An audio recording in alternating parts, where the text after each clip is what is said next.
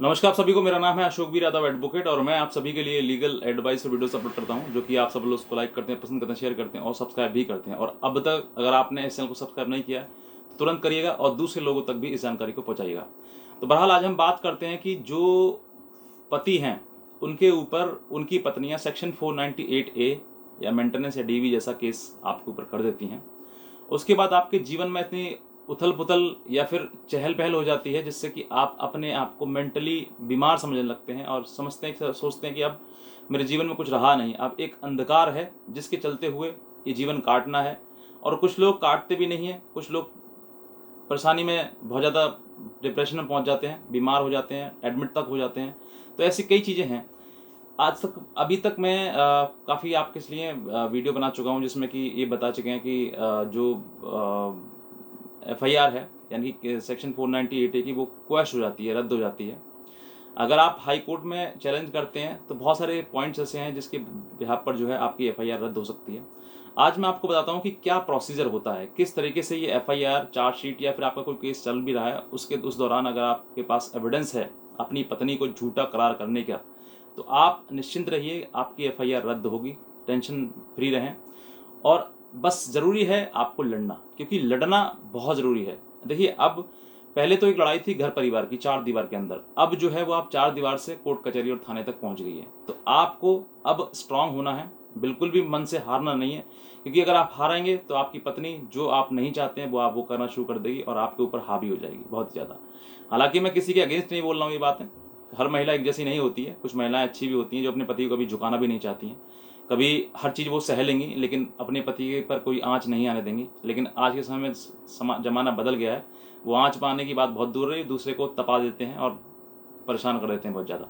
तो बहरहाल आज मैं उन पतियों के लिए बता रहा हूँ जो पति अपने उनके ऊपर FIR हो गई है, केस चल रहा है या फिर नहीं चल रहा है वो बात अलग है, लेकिन अभी FIR हुई है या फिर ट्रायल पेंडिंग है और आपके पास एविडेंस है। आप हर हर पति ये कहता है सर मेरे पास रिकॉर्डिंग है, वीडियो है, ऑडियो है, फोटो है, उसके किसी और के साथ नाजायज़ संबंध है या फिर किसी और के साथ वो रह रही है या फिर उसने शादी कर ली है या फिर सर मेरे को प्रताड़ित किया है, मैंने ऐसा कुछ किया नहीं है। ऐसे कई आपके मन में सवाल आते हैं और आप कहते भी हैं कि सर हाँ मेरे साथ में गलत हुआ है, लेकिन मेरे साथ एविडेंस है, प्रूफ है, लेकिन मेरा कोई सुन नहीं रहा है।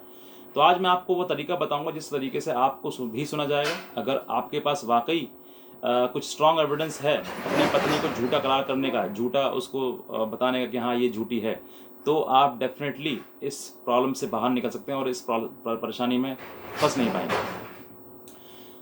हाई कोर्ट का क्या नज़रिया है, किस तरह नज़रिए से सेक्शन 498 को दिखाया जाता है। देखिए, हाई कोर्ट से लेकर सुप्रीम कोर्ट, लोअर कोर्ट से लेकर हाई कोर्ट, हाई कोर्ट से लेकर सुप्रीम कोर्ट तक सभी लोगों का, या फिर थाना कोर्ट कचहरी या समाज हो, हर व्यक्ति का ये नज़रिया है कि महिलाएं सेक्शन 498A का जो है वो सेक्शन 498A का ज़्यादातर इस्तेमाल जो है मिस यूज़ किया जा रहा है उसका, यानी कि उसको झूठा पतियों के नाम पर, पतियों के परिवार पर लगाया जा रहा है। ये टिप्पणी सुप्रीम कोर्ट भी कर चुका है, हाई कोर्ट भी कर चुका है और लोअर कोर्ट में तो चले रहे हैं केस। अब सेक्शन 498A को कोर्ट नज़रिए से किस नज़रिए से देखता है? सबसे पहली बात तो अगर पति के पास एविडेंस है तो बिल्कुल भी डरे ना, वो ये ना सोचे कि अरे मेरे पे केस कर दिया अब तो मेरा क्या होगा, मैं क्या करूँगा, मुझे जेल हो जाएगा, ये ऐसे कुछ ना सोचे। बस लड़ने की सोचे कि हाँ मैं सही हूँ और मेरे पार्टनर ने या फिर मेरी पत्नी ने जो है वो केस गलत किया है और अब जो है मुझे उससे लड़ना है। जब आप सेक्शन 498A के आपके ऊपर केस हो गया है, अब आपको लड़ना है या फिर आपको क्वेश्चन करवाना है, तो आप अपने FIR की कॉपी, सर्टिफाइड कॉपी लें। साथ ही साथ में अगर चार्जशीट लगी है तो चार्जशीट की कॉपी लें, नहीं लगी है तो FIR के अगेंस्ट ही आप जाएं। जाने के बाद जो है वहाँ पर कोई एक अच्छा वकील देखें जो आपको अच्छे से प्रेजेंट कर सके कोर्ट के सामने, क्योंकि कन्वेंस करना और प्रेजेंट करना एक अपने आप में कला है। उसको प्रेजेंट कर दिया अगर आपने सही से, तो आप डेफिनेटली इन सब चीज़ों से आपको निजात मिल जाएगी। नहीं तो जो केस है वो केस किसी और रास्ते पर जा सकता है। तो अगर आप अपने मतलब वकील से आप अपने एक सेक्शन 482 के तहत जो एक रेट फाइल करवाएंगे हाई कोर्ट में, और रेट फाइल करवाने के बाद जो है उसको जब कोर्ट के सामने कोर्ट के समक्ष जब जाएगा वो केस जाएगा, अब कुछ आपसे सवाल भी किए जा सकते हैं वहाँ पर कि आप अपनी पत्नी को रखना चाहते हैं नहीं चाहते हैं, ये भी आप सवाल है। तो ये आपसे नहीं, डायरेक्ट वकील से भी किया जा सकता है। तो वकील जो है वो कह दे हाँ मुझे रखना भी है। तो कोर्ट का ये एक तो ये है कि कोर्ट जो है आपको मीडिएशन के दौर पे बस भेज सकता है, यानी कि मीडिएशन कराने के लिए एक बार कि आप दोनों पति पत्नी हैं, तो मीडिएशन के आधार पर जो है आपकी एफआईआर वो रद्द हो जाएगी वहाँ पर।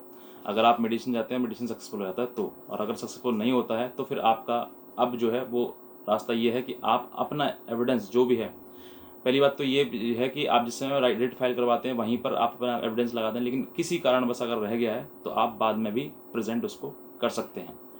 प्रेजेंट करने के बाद अगर कोर्ट को लगता है कि वाकई आपके खिलाफ गलत हुआ है और आपकी पत्नी ने रंजिशन एफआईआर दर्ज कराई है, या फिर अपना किसी प्रकार का कोई बदला लेने के लिए आपकी पत्नी ने एफआईआर कराई है, या फिर कुछ और भी उसके प्रति मैटर हो सकता है, तो अगर वो सब चीज़ आप प्रूफ कर देते हैं, क्योंकि जैसे पत्नी का किसी और के साथ अफेयर है तो आपके पास कोई फ़ोटो है, कोई रिकॉर्डिंग है, कोई वीडियो है, ये भी चीज़ें ज़रूरी हैं कि आप उन सब चीज़ों को प्रेजेंट करें। अब देखिए बहुत से लोग ये भी सवाल करते हैं कि सर जो पत्नी का जो रिकॉर्डिंग है, वीडियो है, क्या वो कोर्ट में एडमिसिबल है, चलता है, उसको मान्य है, वो नहीं है?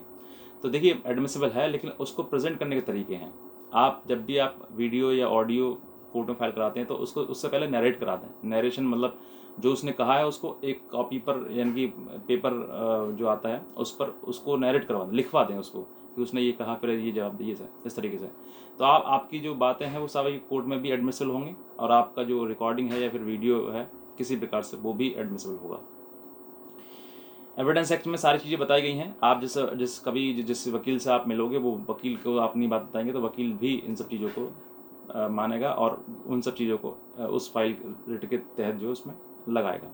तो यहाँ पर देखिए डिपेंड करता है कि अब कोर्ट को कि आप कन्विंस कर सकते हैं।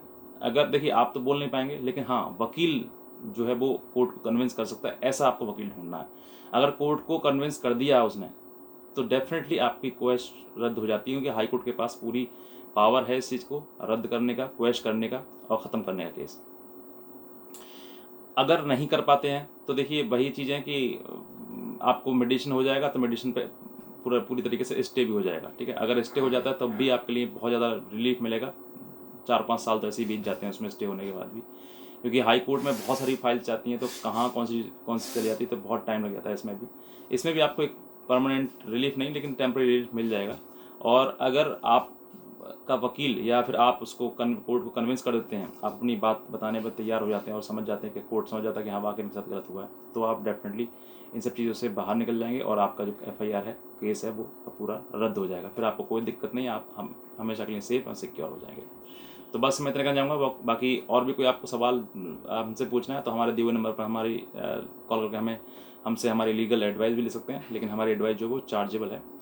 और बस इतना कहना चाहूँगा। बाकी अगर आप इस चैनल पर नए हैं तो तुरंत सब्सक्राइब करिएगा और दूसरे लोगों तक भी इस जानकारी को पहुँचाइएगा। तो बस मैं इतना कहना चाहूँगा। बाकी आज की वीडियो देखने के लिए आप सभी को धन्यवाद।